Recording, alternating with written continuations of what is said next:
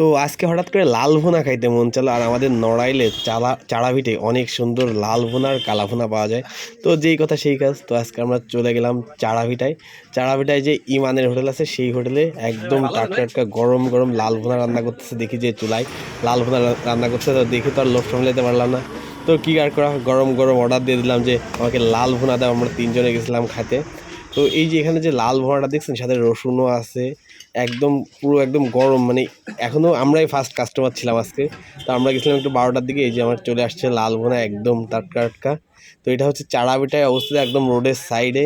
তো এই লাল ভুনা এখন হচ্ছে আমরা ট্রাই করবো। সাথে ছিল নিলয়, সাথে ছিল সাজ্জাদ, আর ছিলাম আমি। আমরা তিনজন গেছিলাম আজকে এই লাল ভুনা খাওয়ার জন্য চাড়াভিটা লাল ভুনার একটা নামই আছে অন্যরকম, অনেক আগে থেকেই এটা ফেমাস যে চাড়াভিটার লাল ভুনা কালা ভুনা।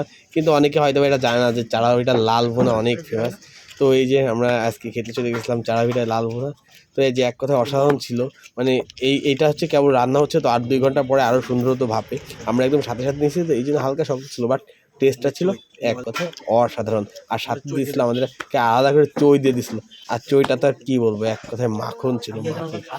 তো সবশেষে খাবারটা এক কথায় অসাধারণ ছিল, অসাধারণ, মুখে লাগার মতো। আপনারা যদি কেউ লাল ভুনা ট্রাই করতে চান, অবশ্যই চাড়াভিটায় যে ট্রাই করতে পারেন, আশা করি নিরাশ হবেন না।